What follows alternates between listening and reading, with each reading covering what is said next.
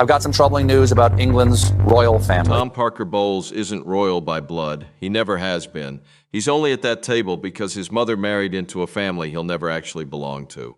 And somehow that's exactly the man who looks at Catherine over dinner and tells everyone, quite calmly, that she didn't become beloved on her own. She studied Diana, learned exactly what the public fell in love with, and built herself into a copy of a dead woman. He doesn't say it like an accusation. He says it like he's impressed with her. That's what makes it so hard to sit with. Because if a stranger says it, you can ignore it. But when it comes from inside the family, from someone who's watched this up close for years, it suddenly sounds less like an opinion and more like something everyone already suspected but never said out loud. William doesn't raise his voice. He doesn't need to. What he asks Tom next is the reason this dinner became the story everyone's still talking about.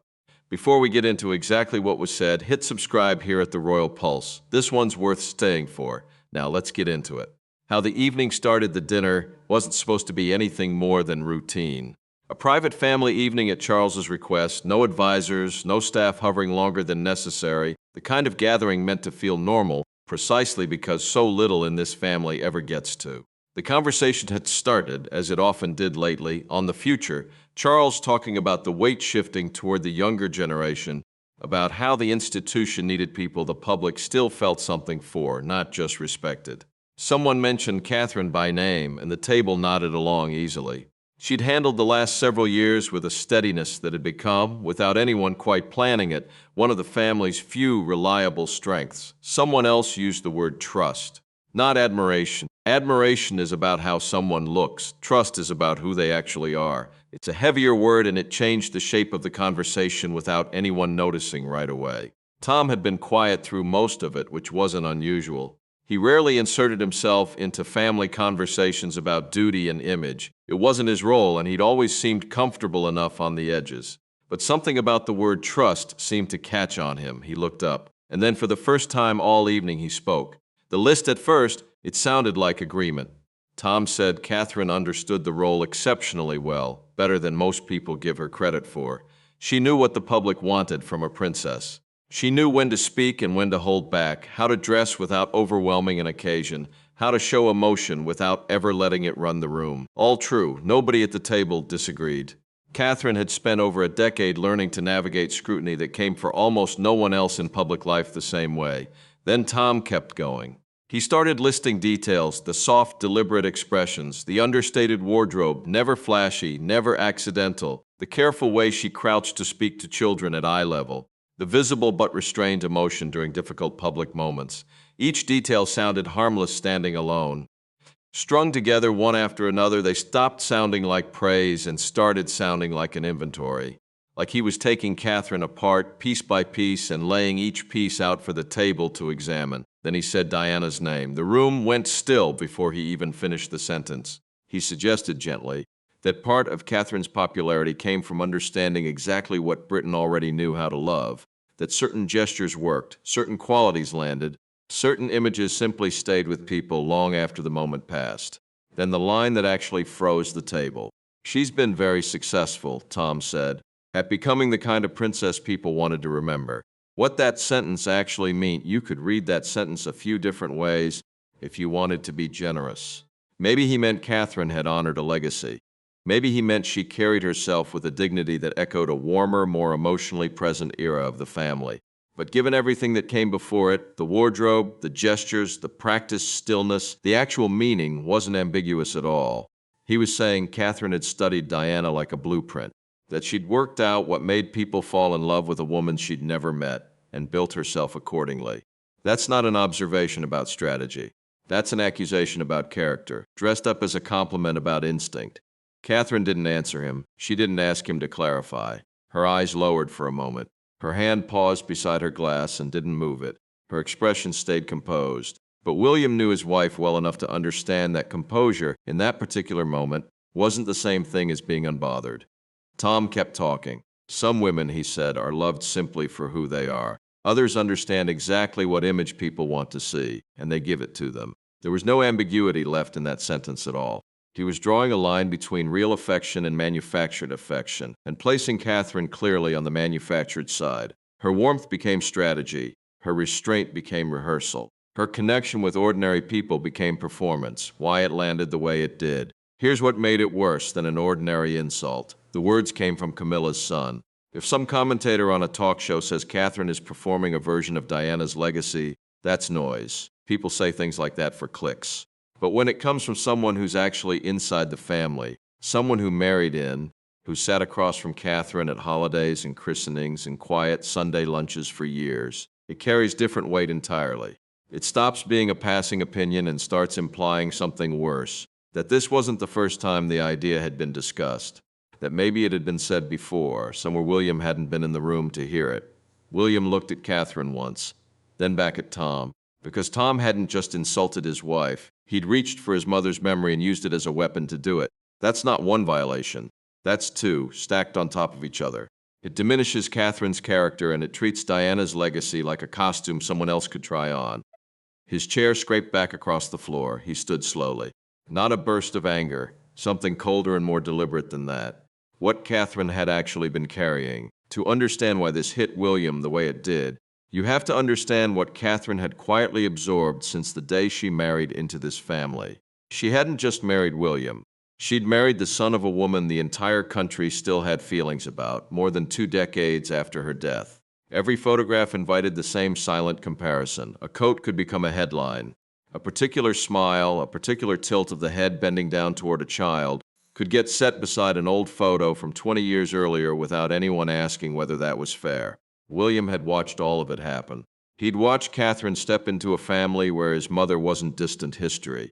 She was personal, immediate, the woman whose face he'd known long before the public turned her into a symbol.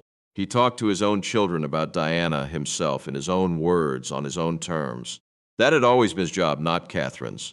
Catherine had never tried to replace her. She'd never needed to. William had said as much publicly more than once. Nobody expected her to fill anyone's shoes. She was building her own place, on her own terms. But the pressure never actually went away. If Catherine dressed differently from Diana, people noticed the difference. If she wore something that echoed her, people noticed that too. If she showed emotion in public, the comparison appeared. If she stayed composed, the comparison appeared anyway, just from the other direction. There was no clean way out of it, ever. And that's exactly why Tom's words carried a specific kind of cruelty most people wouldn't clock immediately. He wasn't suggesting Catherine struggled to live in Diana's shadow. He was suggesting she'd learned to use it. One of those is a burden somebody carries without asking for it. The other is a strategy somebody chooses. Those are not close to the same thing. Camilla's position across the table, Camilla understood the danger of the moment faster than almost anyone else in the room. Her son had just done something far bigger than make an awkward comment. He'd pulled Diana directly into a room that already contained Charles, Camilla, William, and Catherine, all at once, and there was almost no name in this family capable of reopening old fault lines faster than that one. She tried to soften it. She suggested Tom's meaning had probably been misunderstood, that he'd only been talking generally about public expectation, about the emotional weight carried by any royal title, nothing personal. William didn't accept it. He glanced towards Camilla only briefly before turning his full attention back to Tom. Misunderstood wasn't the right word, and everyone at the table knew it. If Tom had wanted to talk about media strategy in the abstract, he could have talked about media strategy in the abstract. He hadn't.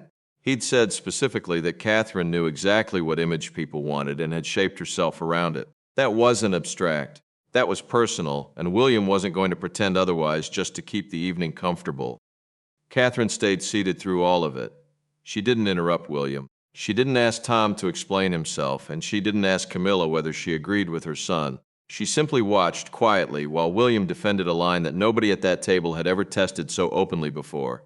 The question that actually mattered, William told Tom plainly, that Catherine had spent years being measured against someone else's memory. Every outfit, every public gesture, every quiet moment with a child held up next to photographs from a woman she'd never met. She'd carried that without turning it into bitterness, without ever needing to diminish Diana to make room for herself.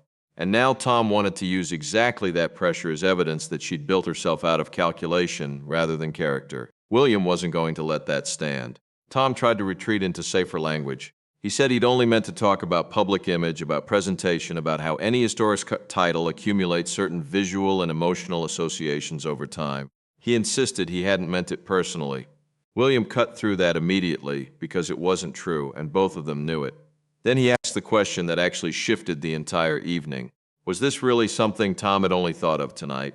The room changed again, because that question wasn't about the sentence anymore. It was about where the sentence had come from. Tom hesitated, just for a second, but everyone at the table saw it, William most of all. He asked again, quieter this time. Was this the first time Tom had talked about Catherine that way? Camilla's expression tightened. Catherine finally looked up from her plate. Tom opened his mouth, but nothing came out fast enough to matter. Charles breaks the silence. Charles didn't raise his voice. He didn't tell William to sit down, and he didn't rush to defend Tom either. For several long seconds, he simply looked around the table, first at Catherine, then at Tom, as if weighing whether there was any graceful way left to save the evening. There wasn't. When he finally spoke, it was brief. Tom owed Catherine an apology. That was the whole sentence. No lecture, no softening. And somehow the brevity of it made the rebuke land even harder, because only minutes earlier Charles had been the one praising Catherine as one of the people helping carry the family forward. Tom had taken that exact conversation and twisted it into something corrosive. Tom looked toward his mother. Camilla was caught in an impossible position. Defending him too forcefully would make the insult look endorsed. Condemning him outright would mean publicly turning on her own son in front of the whole family. So she said nothing, and the silence itself became its own kind of answer. That's when the real shift happened. This stopped being only about whether Tom had gone too far. Charles had already made that clear. The deeper, unresolved question was the one Tom still hadn't answered. Why had he felt so comfortable saying it out loud in the first place? Catherine's silence. Catherine could have used that moment against Tom. She could have demanded a real apology instead of a hedge. She could have turned to Camilla and asked directly whether she agreed with her son. She did none of it. Her restraint became, in its own quiet way, the most uncomfortable part of the entire evening, because Tom had just accused her of manufacturing dignity for public consumption, and there she sat, with no cameras anywhere near her, refusing to humiliate the man who'd just humiliated her. William noticed, so did Charles, so did Camilla. The irony was impossible to miss. Tom had accused Catherine of performing grace for an audience, and Catherine was giving the room the clearest evidence imaginable that her grace didn't need one. Tom's apology, when it finally came, wasn't dramatic. He said he hadn't meant to insult her. He said the point had been poorly phrased and that the comparison had gone further than he'd intended. It still didn't answer William's actual question. Where had the idea come from in the first place? That question stayed in the room long after the apology was offered, unresolved, hanging over the rest of the evening like something nobody wanted to touch again. The dinner doesn't recover conversation tried to restart a few times after that and kept failing.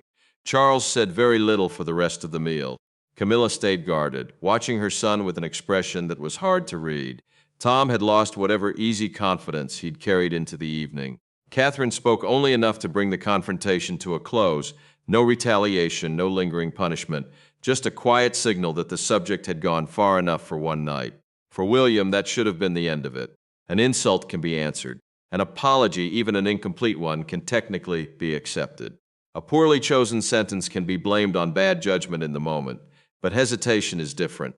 Tom had hesitated when asked whether he'd said this kind of thing before, and that hesitation became the detail William couldn't set down for the rest of the night. Was it simple discomfort, a man caught off guard, fumbling for the right words? Or had William touched something Tom genuinely hadn't expected anyone to ask about directly?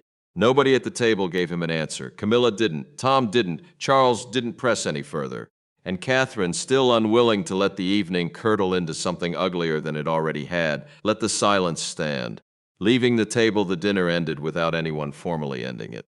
There was no smooth return to small talk. The room had simply run out of places left to go. Catherine rose quietly, gathered herself with the same composure she'd carried through the entire confrontation, and left the table. She didn't ask anyone to follow her. She didn't need to. William was already moving before the door had fully closed behind her. That was the moment the room truly shifted. For Tom, the comment that had probably sounded clever, even a little sophisticated when it first formed in his head, had turned into something else entirely by the time it finished landing. He'd tried to frame it as commentary about image and public memory. Instead, it had hexpo fault line running straight through the family that everyone had quietly agreed for years not to look at directly. Camilla stayed at the table a while longer, caught somewhere between embarrassment and anger. Her son had crossed the line in front of the future king and his wife, and there was no version of the aftermath that didn't cost her something. Defend him too hard, and it looks like endorsement. Turn on him too openly, and she's publicly abandoning her own child at a family dinner. Charles understood the damage too. The evening had been meant to project stability, confidence in the next generation, a family capable of carrying the institution forward without cracking under its own history. Instead, it had shown, in the space of about 15 minutes, exactly how easily old wounds could walk back into a modern room and split it wide open. What it was actually about William's anger was never really about a wardrobe comparison or a few observations about public gestures. It went deeper than that. Tom had questioned whether Catherine's goodness even belonged to her, whether her warmth was rehearsed, her restraint calculated, her connection with ordinary people something studied rather than something felt. And in Tom's telling, the public's affection for her wasn't really about who she was at all. It was about which memories she'd learned to awaken in people. That's what got William out of his chair, because he knew the woman underneath the public appearances. He'd seen what Catherine looked like with no cameras waiting for a reaction, the quiet nerves before a difficult engagement, the exhaustion afterward, the private uncertainty that never made it into a single photograph. He knew the difference between something performed for a crowd and something actually lived when nobody was watching. Tom had reduced all of that to image. Then he'd tied that image to Diana. For William, that crossed two lines at once. His wife had been diminished, and his mother's memory had been used as the tool to do it. That's why Tom's retreat into phrases like public perception and historical association never actually worked. William had already heard the real argument sitting underneath the vocabulary. What Catherine tells William later, William finds her upstairs, sitting by the window in the room they always use when staying at Windsor for these family evenings, still in the dress she'd worn to dinner, arms wrapped around her knees in a way that made her look younger than she was. He doesn't ask if she's all right. He knows better than to ask a question with an obvious, useless answer. He just sits down across from her and waits. It takes her a while to speak. When she does, she doesn't sound angry. She sounds tired, in a way that surprises him. It's not even that he said it, she tells him. It's that some part of me has been waiting for someone to say it out loud for years. I used to lie awake early on, before we were even married, wondering if people could tell the difference between something I actually felt and something I'd learned to do because it worked. William doesn't rush to reassure her. He lets her finish. I never studied her, Catherine says quietly. I never needed a blueprint. I just tried to be decent to people, and somewhere along the way it started looking like something else to everyone watching. I know, William says. I've always known that. I know you know, she says. That's not really the problem. The problem is that now I have to wonder how many other people in that room don't. William doesn't have a good answer for that, and he doesn't try to invent one. Instead, he tells her something he hasn't said to her before, not directly, that the comparisons to his mother used to make him furious for her sake, but tonight was the first time he understood they might be exhausting her in a way she'd simply learned to carry silently, the same way she carried almost everything else. You don't owe anyone proof, he tells her. Not Tom, not the papers, not even my father. You've never owed anyone proof. Catherine doesn't answer right away, but something in her shoulders loosens slightly, and William takes that as answer enough for tonight. Camilla and Tom downstairs in a smaller sitting room. Camilla confronts her son directly, without an audience this time. She doesn't raise her voice either. It isn't a trait either of them are especially prone to, but there's an edge in her tone that Tom doesn't hear from her often. You embarrassed this family tonight, she says. And you embarrassed me specifically, because everyone at that table is going to spend the next month wondering whether I taught you to think that way, or whether I simply never bothered to correct it. Tom tells her again that he hadn't meant it the way it landed. Camilla cuts him off before he finishes the sentence. I don't care how you meant it, she says. I care that you said it in front of her husband at a family dinner about a woman who has never once in all these years said an unkind word about either of us. Do you understand what you've done? You've made me look like I either share your opinion or can't be bothered to challenge it. Neither one is true, and now I have to spend the next several weeks proving that to people who weren't even in the room. Tom, to his credit, doesn't try to argue his way out of it further. He sits with the criticism, visibly uncomfortable, and after a long silence admits something that surprises even him as he says it out loud. I think I've resented her for longer than I realized, he says, not because of anything she's actually done. I think I just got tired of watching people love her so easily, when half of this family has spent years being written about like we're the villains in someone else's story. Camilla goes quiet at that. It's the most honest thing her son has said all evening, and it's also, in its own uncomfortable way, the closest thing to an explanation any of them are going to get. It doesn't excuse what he said, but it at least gives the evening a shape that makes some kind of sense rather than leaving it as an isolated, inexplicable cruelty. That's not her fault, Camilla tells him finally. Whatever this family did to both of us over the years, it wasn't her doing it. She married into the same mess we did. Tom doesn't answer that directly, but something in his expression shifts, and Camilla decides, for tonight at least, that it's enough. The question that followed him out still, once the initial anger settled, something else remained. A question that wouldn't leave. Tom wasn't an outsider offering an opinion from a newspaper column. He was Camilla's son. He'd been sitting a few feet away from William and Catherine when he'd felt entirely comfortable saying what he said out loud at a family dinner. So where had the idea actually come from? Had he arrived at it entirely on his own, just from years of watching public comparisons play out in the press? Or had he heard something like it discussed elsewhere, in rooms William hadn't been in, among people who might have been saying this kind of thing about Catherine for far longer than one dinner? Nobody answered that. William had asked Tom directly whether this was really something he'd only thought of that night, and Tom never gave him the clean answer he was looking for. An insult can be challenged, an apology can be offered and eventually accepted, a boundary can be drawn and held, but an unanswered question doesn't work that way, it just stays. If Tom felt comfortable enough to say those words with William sitting directly across from him, what exactly had been said about Catherine in rooms where William wasn't present at all? That unresolved thread is what actually followed William out of that dinner. Not the insult itself, which had already been named and confronted, but the silence that gathered around where it had come from. And that silence, more than anything Tom actually said out loud, is the part of that evening the family still hasn't found a way to talk about directly. If you enjoyed this story, let us know in the comments which family you'd like us to follow next, and don't forget to subscribe here at the Royal Pulse.